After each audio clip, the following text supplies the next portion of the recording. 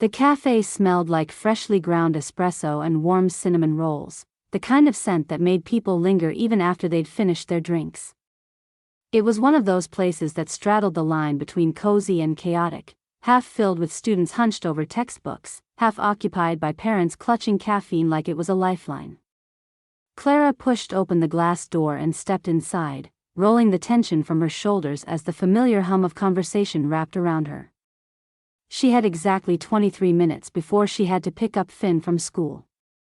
That meant 10 minutes to drink her coffee, 5 to pretend she wasn't worried about rent, and the rest to mentally catalog the groceries she still hadn't bought.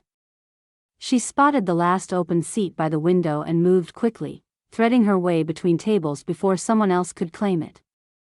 It was the perfect spot. The late afternoon sun slanted through the glass, casting golden light over the small wooden table. She sat down with a sigh of relief, took a careful sip of her coffee, and pulled out her phone. And that's when she heard it. "You've got to be kidding me." The voice came from across the table, dry and full of exasperation. Clara blinked, startled, and looked up. A man sat there, staring at her like she had just committed a personal offense against him. He wasn't just annoyed, he looked outright offended. "Excuse me," she said, narrowing her eyes. He snapped his book shut, shaking his head. "You always do this." "Do what?" "Act like you don't know me." Clara stiffened. Her brain scrambled to place him, but nothing about his face rang a bell.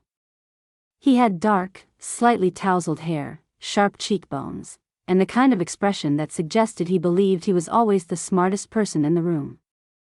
"I don't know you," she said, her tone clipped. "Yes, you do." "No," she said firmly, gripping her cup a little tighter. "I really don't." The man exhaled sharply and leaned back, his gaze steady, assessing. He didn't look drunk. He didn't look unhinged. But there was something in his eyes, something that made the hairs on the back of her neck rise. "Clara," he said. Her stomach dropped. He said her name like it was something they'd fought about before. Clara swallowed hard, trying to mask the sudden spike of unease crawling up her spine. This had to be a mistake. Maybe he thought she was someone else. Maybe she had a common face. Maybe. "You were obsessed with the secret garden as a kid," he said. Her breath hitched. "You had a cat named Button." Her heart slammed against her ribs. "You used to put orange juice in your cereal when you ran out of milk." Clara's grip tightened around her cup. The cafe around her blurred, the voices and clinking cups turning into a distant hum. Those weren't just random details. Those were pieces of her life. The kind of things only someone who had been there would know. A chill crept up her spine. "Who are you?" she asked, her voice barely above a whisper. The man, Lucas, smiled, but it wasn't friendly. It was knowing. "You don't remember?" She wanted to throw her coffee at him. "No, I don't remember, because we've never met," she snapped. Lucas sighed, rubbing a hand over his face like she was exhausting him. "There it is," he muttered. The dramatic exit. Classic Clara. Clara's pulse roared in her ears. That wasn't just familiarity. That was the way you talked about someone you had known. Someone whose habits were etched into your memory. She stood so fast her chair scraped against the floor, drawing a few glances from the nearby tables. "I don't know what kind of game this is," she said, her voice shaking despite her best effort to keep it steady. "But I don't have time for it." Lucas didn't stop her. He just watched, that same smug half-smile lingering on his lips. "You'll figure it out," he said. Clara turned and stormed out of the cafe, walking faster than necessary, as if she could outrun the uneasy feeling clawing at her stomach. By the time she reached the corner, she had convinced herself it had been a mistake. A weird, creepy, completely insane mistake. She didn't know him. She would have remembered if she did. wouldn't she? Clara woke up with a dull headache, the kind that made everything feel slightly off-kilter before she had even opened her eyes. The sheets were tangled around her legs, and the morning light creeping through the curtains felt too sharp. She groaned, pressing her palms against her face, trying to shake off the uneasy feeling that had settled in her stomach since yesterday's bizarre encounter at the cafe. Lucas. The name alone made her pulse quicken. She could still hear his voice, smooth and confident, throwing facts at her that no stranger should have known. She had spent most of the night convincing herself it had been a fluke, some elaborate prank, a scam she had yet to figure out.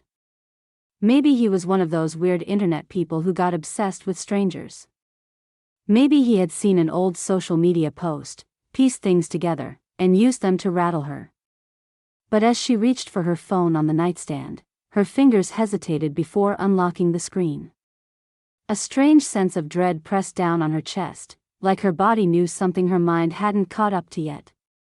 She opened her photo gallery. The first image was a selfie she had taken last week in the park, the sun hitting her hair just right, Finn laughing in the background. Her stomach clenched. Lucas was in it.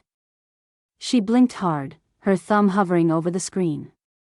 He wasn't just standing in the background, he was right beside her, smiling as if he had always been there, like this was completely normal. Like he belonged in the frame. Clara's breath caught in her throat. She scrolled down. More pictures. More memories. Her hands started shaking as she flicked through them, each one more impossible than the last. Finn's birthday party last year, Lucas had his arm around her, laughing, his eyes crinkled in amusement. A trip to the beach, he was there, wearing sunglasses, his hand resting on the small of her back. An old vacation photo from when she was 16, posing awkwardly in front of a tourist attraction, he stood beside her, grinning, as if they had gone together. Clara shot out of bed so fast her knees nearly buckled. She raced to the bookshelf, grabbing an old photo album, the one her mother had put together when she was little. Her hands fumbled as she flipped through the thick pages, the plastic sheets crinkling. Every single photo. Lucas. Holidays. Family gatherings. Her high school graduation. There was no way. This wasn't a joke. This wasn't a mistake. Her pulse pounded in her ears as she tore through her drawers, yanking out old keepsakes, searching for some proof that this was wrong, that her real memories were still intact somewhere. But it was all the same. Every piece of her past had been rewritten, reshaped, restructured to include him. A choked breath escaped her lips as she clutched the album to her chest. This was real. She bolted out of her bedroom, the wooden floor cold beneath her feet as she rushed down the hallway. Finn. She needed to see Finn. She burst into his room, her heart hammering. He was still asleep, his small frame curled under a mess of superhero blankets. The sight of him, peaceful and unbothered, calmed her for half a second. Then she saw the drawing taped to the wall. A bright crayon sketch of a happy family, Clara, Finn, and standing right beside them, his figure drawn in blue, a big smile on his face, was Lucas. Her breath caught. Finn, she whispered, her voice shaking as she nudged him. He stirred, blinking sleepily before rubbing his eyes. Mom? Clara pointed to the drawing, her fingers ice cold. Who is that? Finn yawned, stretching his arms before following her gaze. Dad. The air left her lungs. Who?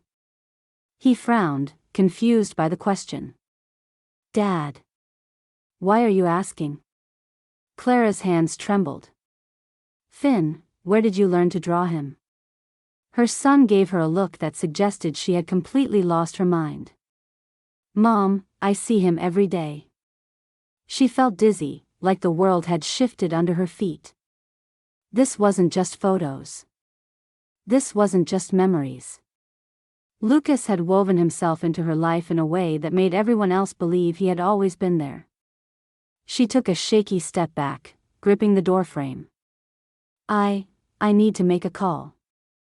Finn, already losing interest, mumbled something about pancakes before flopping back onto his pillow.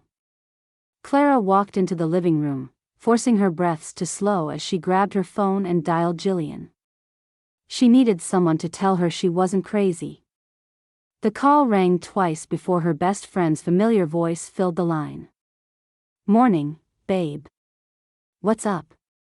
Clara swallowed, her throat dry. "Jillian, I need to ask you something." Jillian hummed in response, distracted. "You okay? You sound weird." Clara ignored that. "Do you know someone named Lucas?" There was a beat of silence. Then Jillian laughed. "Clara, what? Are you still half asleep?" "Of course, I know Lucas." Clara's blood ran cold. No, she muttered, pressing a hand to her temple. That's not what I mean."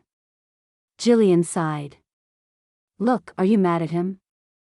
Did you guys fight or something?" The floor tilted. "What?" "You and Lucas," Jillian said, like it was obvious. "Did something happen?" Clara opened her mouth, but no words came out. Jillian kept talking, completely oblivious to the panic surging through Clara's body. "He told me you guys were arguing yesterday, but I figured you'd work it out." "You always do." Clara couldn't breathe. Jillian wasn't confused. She wasn't reacting with surprise or concern. She was treating this like normal. Like Lucas was real. Like he had always been part of her life. Her fingers dug into the couch cushion. "Jillian," she said slowly, her voice shaking, "how long have I known him?" Another pause. Jillian let out a small, confused laugh. "Clara, are you messing with me?" Clara's chest was so tight she thought she might pass out. "I need you to tell me," she said, barely holding herself together. "How long have I known him?" Jillian sighed, like she was humoring a child. "Babe, forever. You and Lucas have been together for years." Clara's vision blurred at the edges. She dropped the phone.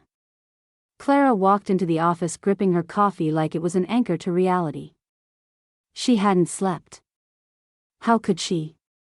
Every single part of her life had been rewritten overnight, and yet, the world continued as if nothing had happened. Finn still expected pancakes. The news still droned on about traffic and the weather. Her phone still had reminders for dentist appointments and bills. But nothing felt real. She had told herself she just needed to get through the workday. Keep her head down, push through the emails, and avoid any deep conversations.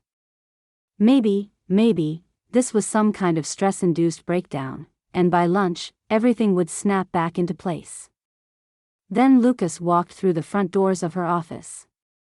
She nearly dropped her coffee. He strolled in like he had every right to be there, dressed in a dark sweater and jeans that somehow still looked expensive. His eyes scanned the room, then landed on her. His expression shifted into something warm, something familiar, something that made her want to run in the opposite direction. She took a sharp breath, fingers tightening around the disposable cup. He wasn't supposed to be here. He wasn't supposed to be anywhere. Lucas. Her voice barely came out. He grinned. "Hey, babe. Babe." The words slid through the air like an ice cube down her spine. He closed the distance between them, moving so naturally, so confidently, that her coworkers barely gave him a glance. "How do you sleep?" he asked, as if this were a normal conversation. As if they were a normal couple. As if she hadn't spent the night tearing apart photo albums and hyperventilating over the fact that her entire existence had been rewritten. Clara took a step back, her pulse hammering. "You can't be here." Her voice was sharp, panicked, but he just tilted his head, amused. "What? I can't stop by to say hi?"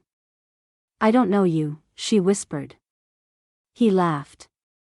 Actually laughed, like she had said something funny. Okay, he said, playing along. Is this another one of your pretend I don't know Lucas days?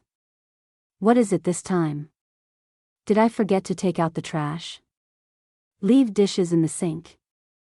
Her stomach flipped. This wasn't real. This wasn't real. She shook her head, scanning the office for someone, anyone, who looked as confused as she felt. But no one was paying attention. A few people threw glances their way, but none of them looked surprised. None of them acted like anything was wrong. Then her boss, Martin, walked by and clapped Lucas on the back. Haven't seen you in a while, Martin said, grinning. Lucas chuckled. Been keeping busy. Martin turned to Clara. You should bring him to happy hour again. That was a blast last time. The floor tilted beneath her feet. Last time? There was no last time. Martin kept talking. Actually, we were just talking about last year's holiday party. I swear, your boyfriend had half the office laughing with that story about the raccoon in your car. Clara's mouth went dry. She hadn't had a boyfriend last year. She hadn't had anyone in years. Her head snapped to Lucas, but he was already looking at her, waiting for her reaction. There was something expectant in his gaze, something smug, like he was watching the exact moment she realized she was losing her grip on reality. Her throat closed. I have a meeting. She didn't. But she needed an exit. Martin nodded and walked off, leaving them alone again. Clara turned on her heel and strode toward her office, heart slamming into her ribs. She didn't stop, didn't look back, just pushed through the door and tried to shut it behind her, but Lucas slipped in before she could. He leaned against the desk, looking at her with something almost close to pity. Hey, he said gently, like he was the one trying to calm her down. You okay? Clara pressed a shaking hand to her forehead. You need to leave. He sighed. Clara. Don't. You're panicking. Because you don't exist. He exhaled through his nose, rubbing his jaw. I know this is a lot. She let out a sharp, humorless laugh. A lot? Lucas nodded toward her desk. Why don't you check? Her stomach clenched. She didn't want to. She didn't want to. But her hands were already moving, yanking open drawers, pulling out old paperwork, scrambling for anything that would prove this was fake. Her employee records. A birthday card from last year's office party. A framed photo of her and Finn from a weekend trip. He was in all of them. The files listed an emergency contact, Lucas Hawbrook. The card had a handwritten note from a coworker, hope you and Lucas celebrate big. The photo, one she had taken alone, now had him in it, standing beside her, arm around her waist like he had always been there.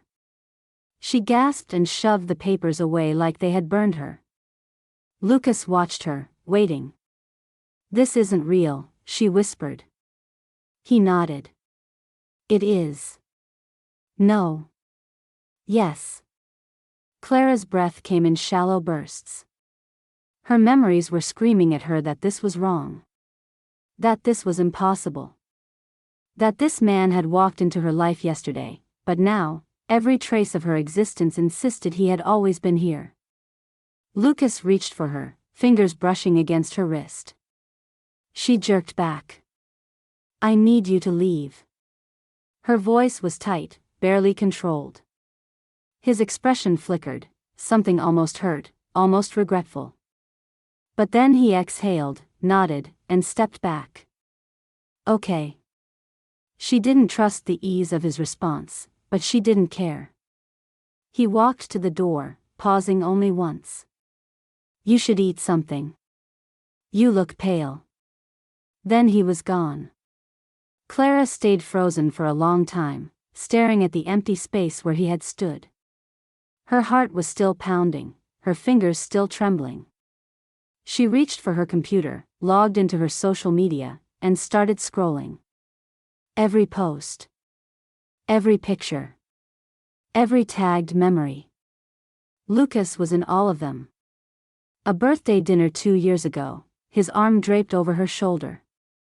A weekend trip to the mountains, him standing beside her, squinting into the sun. An old high school reunion post, his name mentioned in the caption. She closed her laptop with a sharp click. Her hands curled into fists, nails pressing into her palms. Reality had been rewritten. And somehow, everyone but her was convinced it had always been this way. Clara drove to her mother's house with white-knuckled determination, barely aware of the traffic around her. The radio was off. Silence was the only thing she could stomach right now. This wasn't real. It couldn't be real. Somewhere in the mess of rewritten memories and altered reality, there had to be proof. Something untouched, something solid. A photo, a letter, an old report card, anything that would tell her she hadn't lost her mind. Her mother's house was a single-story home with yellow shutters, nestled on a quiet street lined with maple trees. It was the kind of place where nothing ever changed, where childhood Christmas decorations were still tucked in the attic, and where old photo albums sat untouched in a cabinet.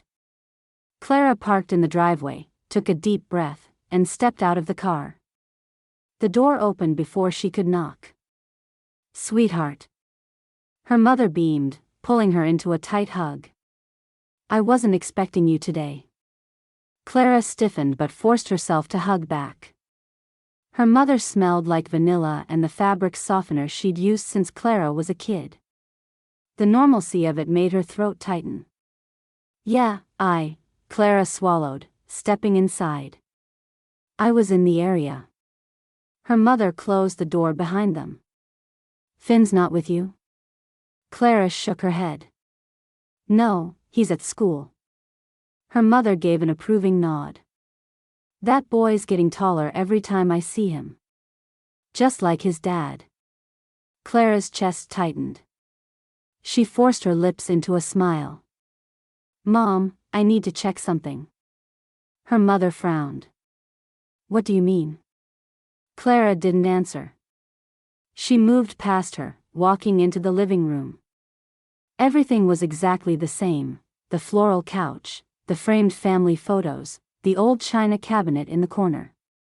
The walls were filled with pictures. Her mother. Her father. Herself. Lucas. Clara's stomach lurched. There he was, in a frame on the mantel, standing next to her mother, his arm around Clara's shoulders. There was another photo, one from Christmas 3 years ago, Clara in a red sweater, Finn on her lap, Lucas leaning in to kiss her cheek. She tore her gaze away before she could see more. Her mother sat down, watching her with a puzzled expression. "Sweetheart, what's wrong?" Clara's hands were clammy. "Where are the old family albums?" Her mother blinked. "Why?" I need to check something." "They're in the cabinet, same place they've always been." Clara didn't hesitate. She crouched down, yanking open the wooden doors. The albums were stacked neatly inside, their covers worn from years of flipping through pages. She pulled out the heaviest one, the one with her childhood photos. Her breath came fast and uneven as she flipped through the pages.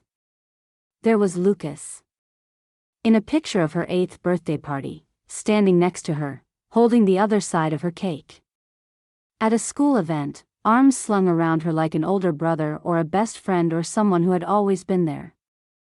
Her hands shook as she turned another page. A wedding album. The cover was white and embroidered, delicate gold letters spelling out Clara and Lucas. Her stomach twisted violently. Her fingers felt numb as she opened it. There she was in a lace wedding dress, smiling up at Lucas as he slipped a ring onto her finger. There were photos of them dancing, cutting the cake, holding hands. The last page had a shot of them running through a tunnel of sparklers, The words "just married" scrawled on a car in the background. A choked noise escaped her throat. This was a nightmare. This was.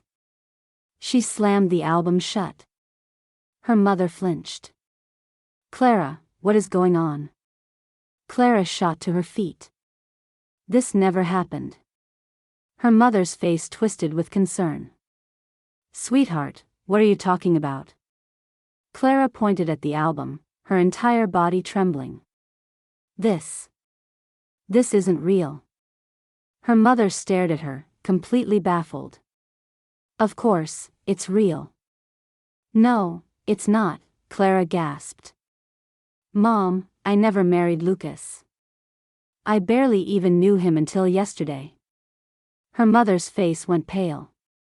"Sweetheart, she exhaled slowly. "You're scaring me." Clara's pulse roared in her ears. "Tell me the truth," she pleaded. "Please. Did you just find this album today? Did someone give it to you?" Her mother's expression shifted from concern to something almost like sadness. "Clara." "Mom," she begged. Her mother reached for her hand. "Lucas has always been in your life." Clara yanked her hand away. "No." "Yes, honey." Tears burned the back of Clara's eyes. "I don't remember this," she whispered. Her mother gave her a pained look. "Maybe you're just," she hesitated. "Maybe you're overwhelmed. Stressed.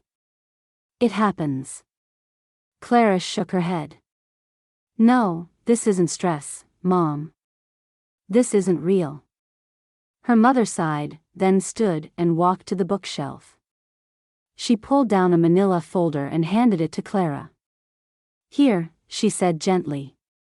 Clara hesitated before opening it. Inside was a birth certificate. Finn Hawbrook. Father, Lucas Hawbrook. Clara couldn't breathe. Her vision blurred. Her legs wobbled, and she grabbed the edge of the coffee table to steady herself. Her mother stepped closer, voice soft. "Clara, honey, I don't know what's going on with you, but maybe you need to talk to someone. You and Lucas have been together for years. You raised Finn together. She sighed. He loves you." Clara's head shook violently. No. She backed away, shoving the folder at her mother like it was toxic. The walls felt like they were closing in. The photos. The album. The birth certificate. Every part of her life had been rewritten. Her mother's face swam in and out of focus. Clara turned and ran out the door. Clara sat in the waiting room of the therapist's office, gripping a crumpled tissue in her lap. The overhead lights were too bright, the air too still, the sound of the reception desk keyboard clicking too steady. The world around her was normal, painfully normal, while her own mind felt like it was unraveling thread by thread. She hadn't slept. Her body was running on caffeine, adrenaline, and the kind of raw panic that made her stomach churn. Every time she closed her eyes, she saw them: the altered photos, the wedding album, the birth certificate with Lucas's name staring back at her like a joke she wasn't in on. The receptionist called her name. Clara forced herself to stand. Her legs felt unsteady, her heartbeat too loud in her ears. Dr. Lillian Crane's office was warm and inviting, lined with shelves filled with books about mindfulness and emotional resilience. The walls were a soft blue, the kind of color meant to calm people down. Clara didn't feel calm. Dr. Crane smiled as she gestured for Clara to sit. She was an older woman with kind eyes, the type of person you'd expect to smell like chamomile tea. "What's on your mind today?" she asked gently. Clara took a breath, twisting the tissue in her hands. "I think I might be losing my mind." Dr. Crane nodded, waiting.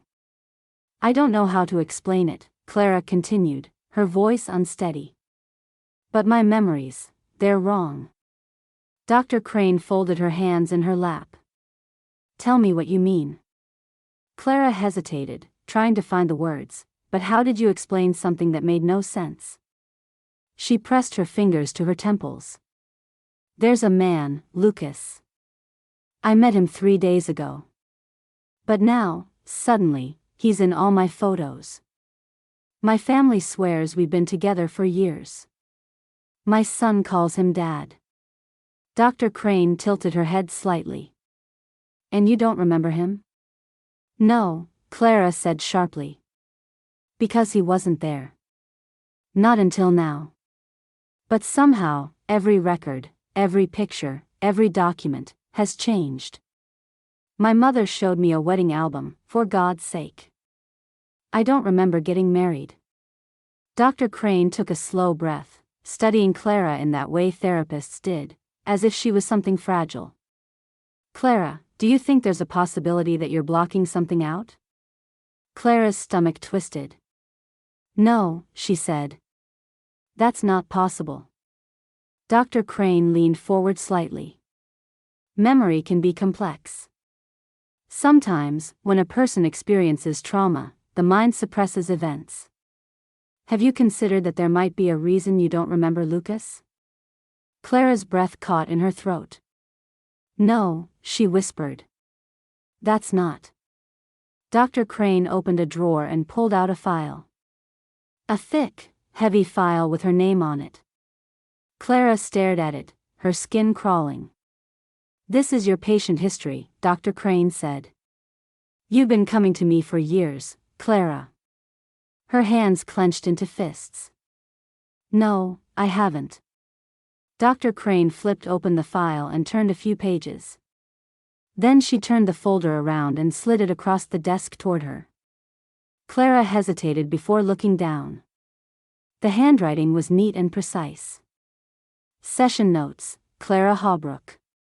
She skimmed the page. Discussion of relationship struggles with Lucas. Concerns about balancing work, motherhood, and maintaining their marriage. Her mouth went dry. She flipped to another page, her hands shaking. Expressed frustration over Lucas's work schedule. Concerns about Finn sensing tension in the home. Another page. Discussed anniversary plans with Lucas. Feels conflicted about spending too much money on a trip. Clara shoved the file away like it had burned her. This isn't mine. Dr. Crane's brow furrowed. Clara. She shook her head violently. No, this isn't real. I've never been here before today. Dr. Crane's voice softened. You have. Clara shot to her feet, knocking her chair back. No, she gasped, pressing a hand to her chest. This isn't happening. Dr. Crane watched her carefully. Maybe we should try grounding exercises, she suggested. Do you want to breathe with me? Clara took a shaky step back. Can I? She swallowed. Can I record this session? Dr. Crane hesitated. Why? Clara forced herself to smile, though it felt wrong on her face. So I can listen later. Try to understand what's happening to me. Dr. Crane studied her for a long moment, then nodded. Of course. Clara fumbled for her phone and hit the record button. Dr. Crane's voice was steady. Tell me what you think is happening, Clara.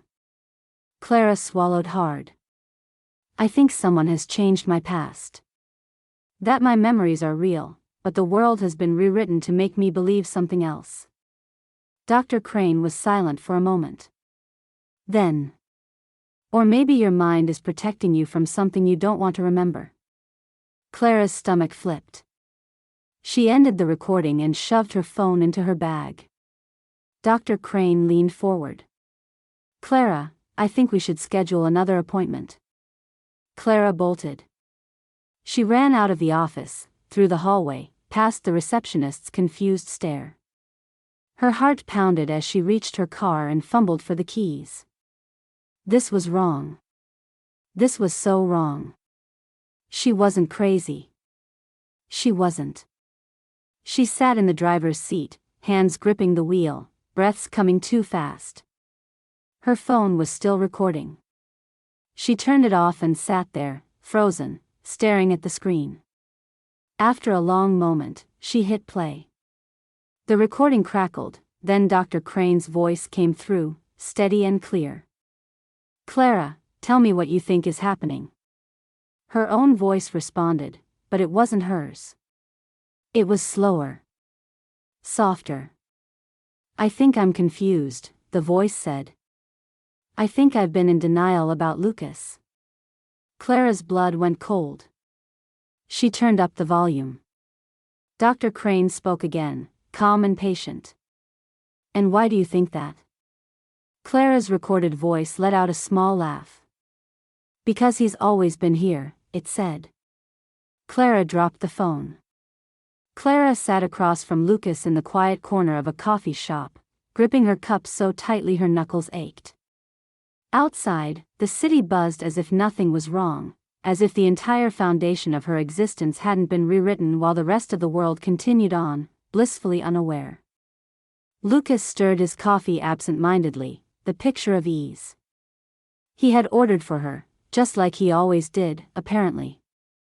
According to him, he knew exactly how she liked it. And sure enough, the drink was perfect. That was the problem. She had woken up that morning with a plan. If this was real, if this reality had been altered and not just her mind, then there had to be cracks. Something Lucas wouldn't know. Something that would prove he was an imposter, that all of this was a fabrication. She lifted the cup to her lips, keeping her voice steady. "What was the name of my elementary school?" Lucas didn't blink. "Brookview Elementary." Her stomach tightened. "My third-grade teacher?" "Mrs. Halperin." Clara forced herself to nod like this was normal, like she wasn't barely holding herself together. "Okay," she said casually. "What was my favorite toy as a kid?" He smirked. "Your stuffed rabbit. You called him Pancake because you sat on him once and he got all flattened out." Her pulse spiked. "How did I break my wrist in middle school?" "You fell off Jillian's bike trying to do a trick. You told everyone it was because you hit a curb, but really, you just panicked and forgot how brakes worked." Clara's mouth went dry. This wasn't possible. These weren't just random facts. These were intimate details, things no one could just guess, things she hadn't even thought about in years.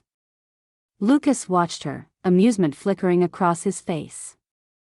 "Come on, Clara. You're going to have to do better than that." She set the cup down carefully, heart hammering. "How did we meet?" His expression softened, like he was remembering something fond. "You were late to a friend's party. It was pouring rain, and you didn't have an umbrella, so you showed up soaking wet. You were standing by the kitchen sink, wringing out your hair, and I handed you a towel." Clara's chest tightened. That had happened. Only, not with him. That was how she had met Bruce.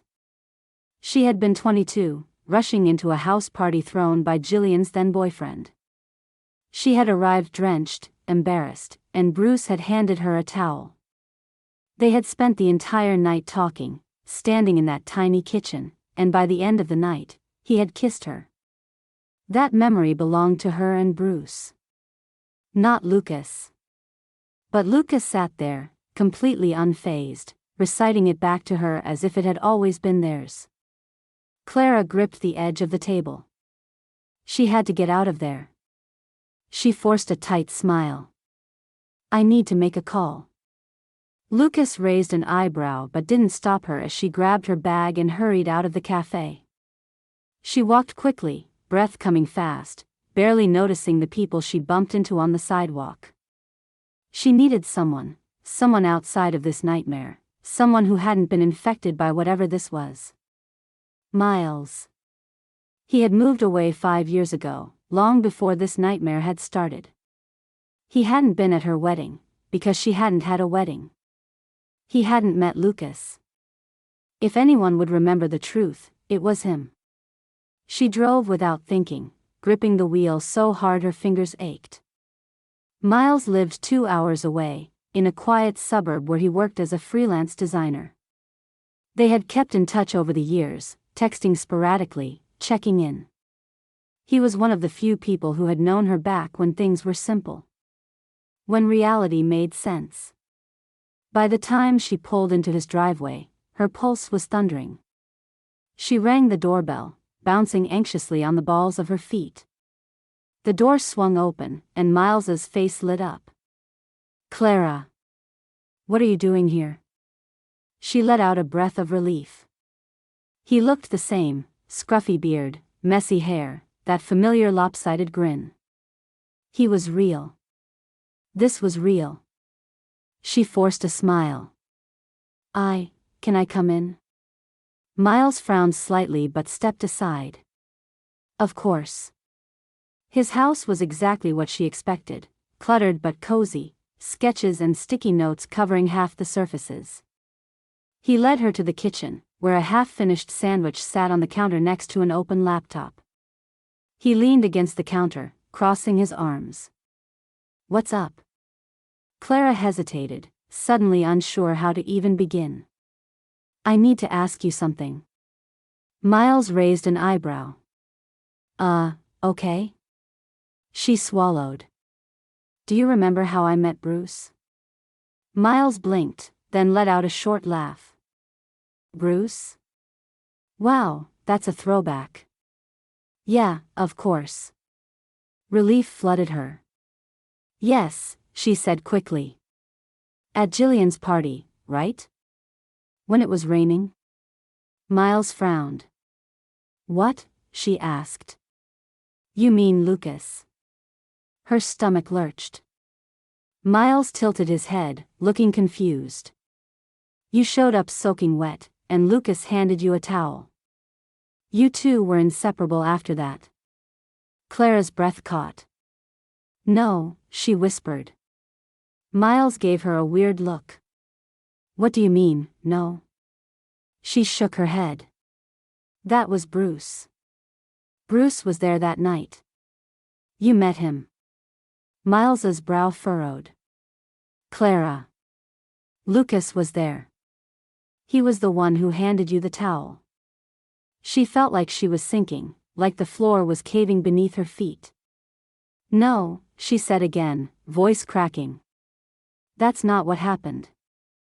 Miles rubbed the back of his neck, studying her. "Are you okay? You're acting weird." She took a shaky step back. If Miles believed this, then it wasn't just her family. It wasn't just her photos. Whatever this was, it had reached farther than she thought. She backed toward the door, heart hammering. "I have to go," she mumbled. Miles's face twisted with concern. "Clara, wait." But she was already out the door, running to her car. She got in, hands shaking violently as she gripped the wheel. This was impossible. This was impossible. But Miles had said it so naturally, so casually, like it was the truth. Like it had always been the truth. Clara let out a strangled breath, pressing her forehead against the steering wheel. The world around her had changed. And there was no one left who remembered it the way it was supposed to be. Clara's hands shook as she typed in her credit card information, barely able to focus on the numbers. The airline website flickered for a second, and then the confirmation page loaded. A direct flight to Seattle. One way. Leaving in 4 hours. She didn't know anyone in Seattle. That was the point. It was far enough that she could put actual distance between herself and whatever this nightmare was. She shoved her laptop shut, grabbed her bag, and moved on autopilot, stuffing clothes into a suitcase. Finn. Her stomach clenched as she hesitated in the doorway of his room. He was still at school. She didn't have time to think about what it meant, leaving him behind, if she was leaving him behind. She wasn't abandoning him, she told herself. She was trying to fix this. To understand. And she couldn't do that if she stayed here, where every person, every piece of evidence, insisted that her life with Lucas was real. She scribbled a note, hand trembling. Staying with a friend. Be back soon. Love you. Then she was gone. The drive to the airport was a blur. She barely registered the roads, the stoplights, the sun dipping lower in the sky. The car smelled like Finn's juice box from this morning. The radio played an old song she used to love, but now it made her feel sick. She turned it off. Inside the terminal, people bustled past her, dragging suitcases, sipping overpriced coffee, rushing toward gates. It was the first time in days that she felt invisible. No one was watching her. No one was waiting for her to acknowledge a past that wasn't hers. Her fingers tightened around her passport as she stepped into the security line. She would get on the plane. She would land in Seattle. She would wake up in a hotel room where no one knew her, and then she would figure out what came next. A dull voice droned over the speakers, announcing flight departures. The couple in front of her whispered about their honeymoon. A child in line behind her complained about having to take off their shoes. Normal. She could do normal. When she finally reached the TSA agent, she forced a smile and handed over her ID and boarding pass. The agent barely glanced at her before scanning the ticket. Then he frowned. Clara's breath caught. He studied her ID, flipped it over, then looked up at her. "Ma'am," he said, tapping the plastic card. "This isn't the name on your ticket." Her stomach plummeted. She frowned, reaching for the ID. "That's not possible. I booked the flight under my..." She stopped mid-sentence. Her fingers hovered over the card. Something was wrong. Her name. The letters were in the right order. Her first name, her middle name. But the last name. Holbrook. She barely heard the agent repeating himself over the roaring in her ears. Lucas's last name. The plastic card burned against her fingertips. Her vision tunneled as she forced herself to read the rest. The photo was hers. The birth date was correct. Everything looked official. Stamped, laminated, legally binding. Except she had never changed her name. She had never married him. But here it was, government-issued proof that she had. Her breath came in short, shallow bursts. "Ma'am?" The agent's voice was more clipped now. "Your reservation is under Clara Matthews. This ID says Clara Holbrook." I don't know how that happened," she stammered, forcing a laugh that sounded nothing like her own. "It must be a mistake." The agent's expression didn't change. "Do you have any other form of identification?" She reached for her wallet with shaking hands, flipping through credit cards, an old library card, even an expired membership to a gym she hadn't gone to in years. Every single one said Clara Holbrook. Her hands went numb. "I can," she swallowed, gripping the counter. "I can rebook the ticket." "Not under a different name," the agent said. "You need to update your reservation to match your legal ID." Legal. Because this was real, as far as the world was concerned. Clara's fingers twitched against the counter. "Is there a problem here?" Another voice. A second agent stepped closer. She realized, dimly, that she must look suspicious. Flushed face, panicked breathing, an obvious inability to explain why she was trying to board a plane under a name that, according to their system, no longer existed. "I just need a second," she whispered. "Step aside, ma'am," the second agent said firmly. Her knees nearly buckled as she stumbled out of line. She walked aimlessly, pulse pounding, until she reached an empty section of the terminal near the windows. The tarmac stretched outside, glowing orange from the setting sun. There was no escape. She wasn't just trapped in this nightmare. The nightmare had followed her here. She sank onto a bench, hands shaking in her lap. The overhead speakers announced another departing flight, but it might as well have been in another language. She had come here to leave. To prove that there was still a part of the world untouched by whatever was happening to her. But the past had already caught up. It was printed in plastic. Laminated. Embedded into databases she couldn't hack, stitched into every legal document tied to her name. She wasn't Clara Matthews anymore. She was Clara Hawbrook. She let out a strangled breath and covered her mouth with both hands. The airport blurred. The walls, the signs, the endless sea of people moving past her. No matter where she went, no matter how far she tried to run, there was no way out. Clara sat hunched in the corner of the airport lounge, her arms wrapped around herself like she could hold everything together if she just squeezed hard enough. People bustled around her, travelers scrolling through their phones, exhausted parents wrangling their kids, businessmen hunched over laptops, but it all blurred together into meaningless noise. Her boarding pass sat crumpled in her lap, useless. She had tried to leave.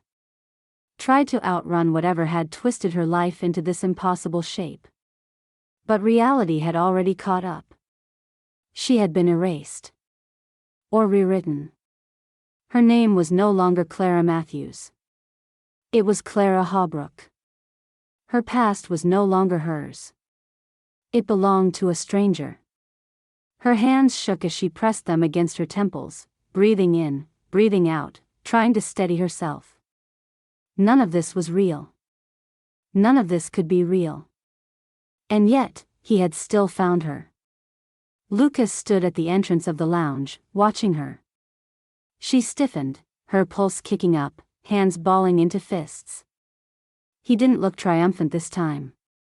He didn't look amused or smug or like he was waiting for her to catch up to some game she hadn't agreed to play. He looked tired.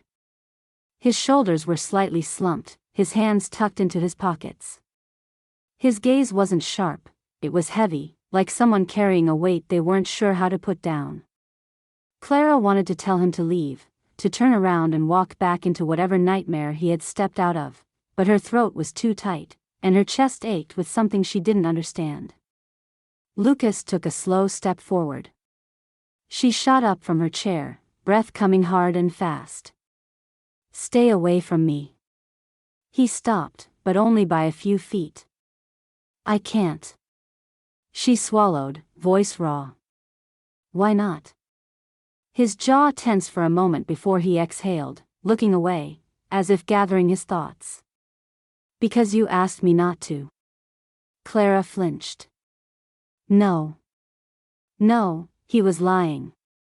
He had been lying from the moment he walked into her life. No, not into her life, into her memories, claiming a place that wasn't his, warping everything, turning every photo, every document, every person she trusted against her. She took a step back. "I don't even know you." Lucas's gaze flickered to hers, something almost sad in his expression. "Yes, you do," he said softly. "You just don't remember." A chill crept up her spine. Her stomach twisted violently. "No," she shook her head, as if she could shake him away, shake away this entire reality. Lucas ran a hand through his hair, looking as exhausted as she felt. "You wished for this, Clara." She stilled. A strange buzzing filled her ears. Lucas sighed, shifting on his feet. "Years ago. You made a wish." Her breath came in short, shallow bursts. He was lying. He had to be lying. She took another step back, but the wall was behind her now, solid and cold. "I don't," her voice cracked. "I don't understand." Lucas hesitated, like he hated saying the words out loud. "You were in pain," he said finally. "The kind of pain that makes you want to erase everything. And you did." Clara gripped the edge of the chair beside her, fingers digging into the fabric. "No," she whispered. Lucas's gaze didn't waver. "Yes. A rush of dizziness swept through her. This wasn't happening. She needed to wake up. Lucas watched her carefully, like he was waiting for something to click into place. You loved someone, he continued, voice quiet. And he broke you. The words hit her like a punch to the ribs. Lucas took a step closer. You wanted to forget him. You wanted to erase the pain so completely that it never existed. Clara's vision blurred. She didn't remember that.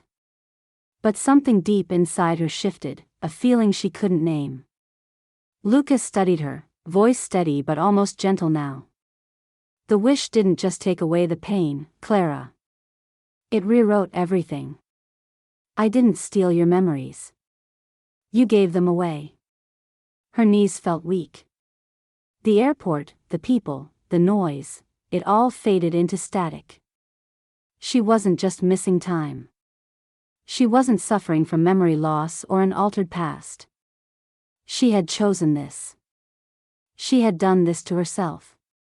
No, she whispered again, but the word barely made a sound. Lucas exhaled slowly. You asked for a love that had always been there. Someone who would never leave, never hurt you. And the world changed to give it to you. Clara pressed a shaking hand to her mouth. No, she choked out, but the protest felt hollow now. Her mind was spinning, her body frozen, and deep in her chest, something cracked. A love that had always been there. A love that had never left. Lucas. She squeezed her eyes shut. Somewhere, buried beneath the panic and the fear, beneath the memories that felt unfamiliar and the past she couldn't recognize, there was something else. Something she had forgotten. Or something she had erased. Clara sat on the edge of the bed, her fingers curled into the fabric of her jeans, gripping tightly as if she could anchor herself to something real. The house was quiet, too quiet, except for the faint hum of the dishwasher and the distant sound of a car passing by. Outside, the world carried on like nothing had changed.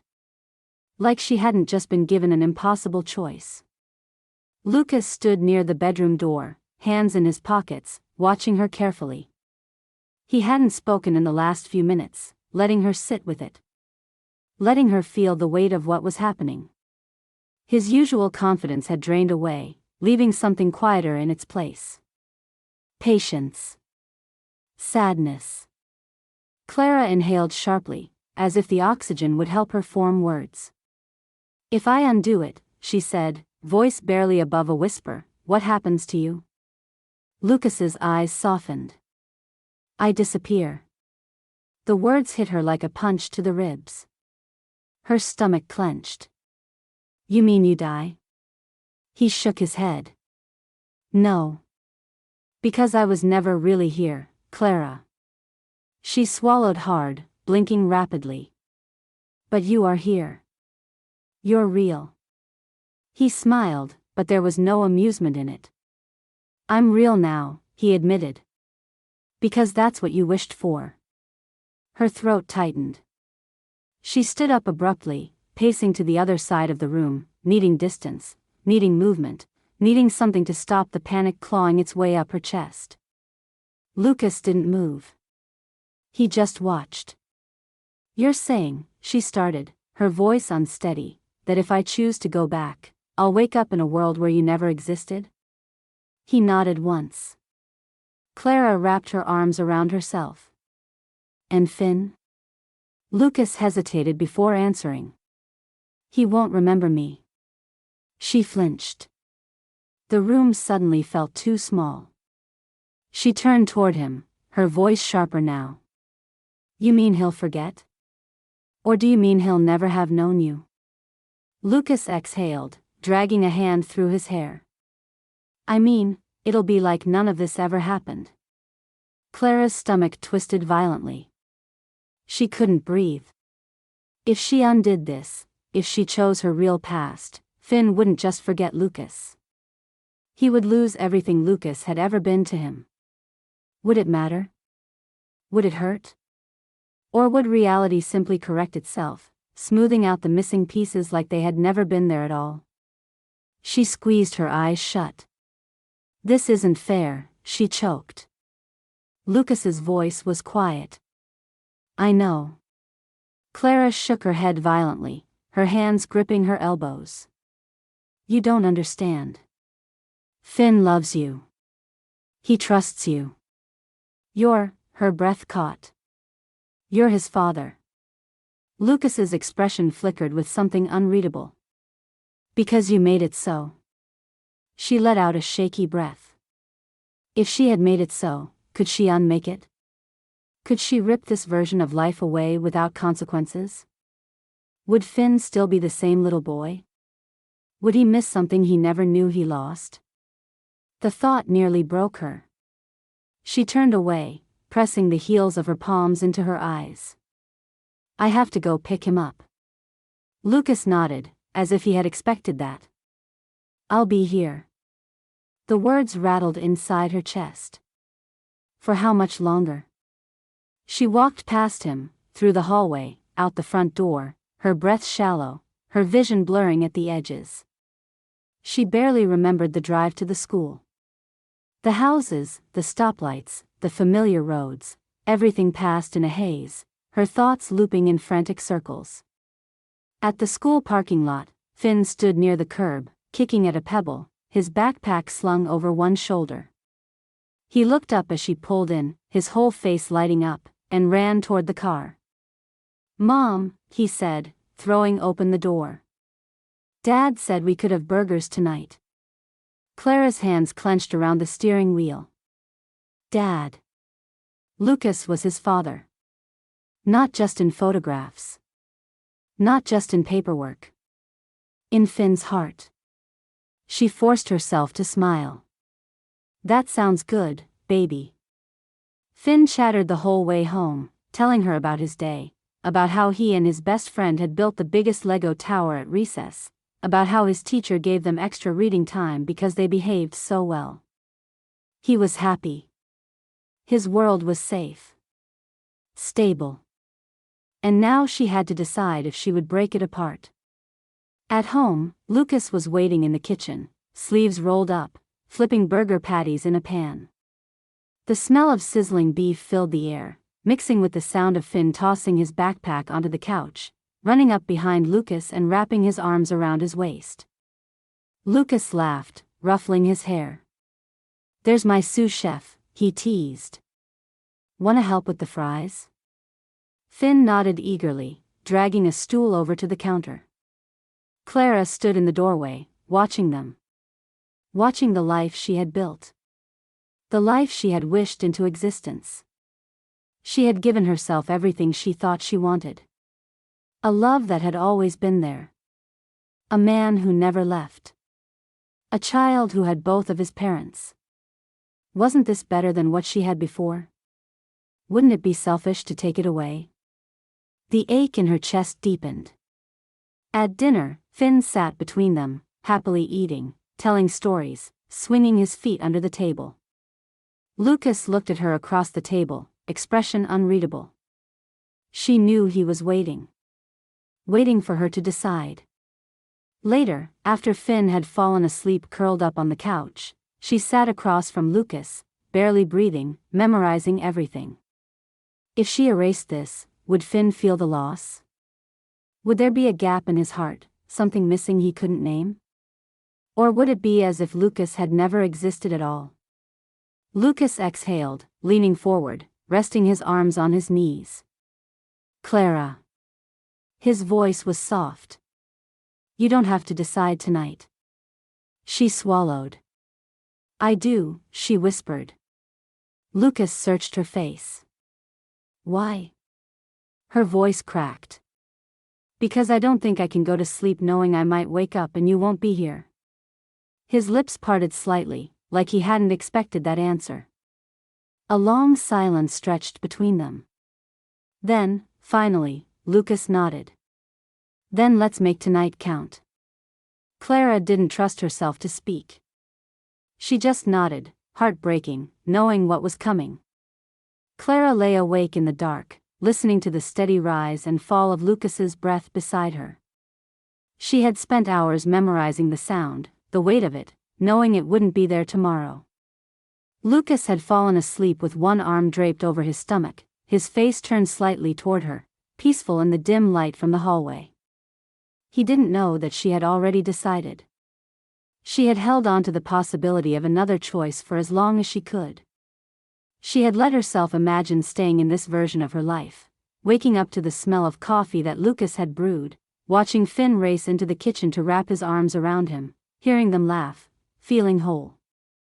But it wasn't real. It was built on something missing, on a wish made out of grief.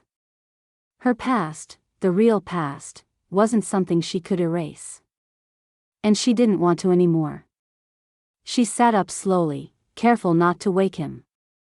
Her fingers hovered over his arm, the warmth of his skin beneath them, but she didn't touch him. She couldn't. Instead, she stood, padding softly out of the room and into Finn's. He was curled under his blanket, clutching a stuffed dinosaur to his chest. His drawings were still taped to the wall, bright, colorful scribbles of his family. Lucas was in every one. A lump formed in her throat. She leaned down, brushed a kiss against his forehead, and whispered, "I love you, baby."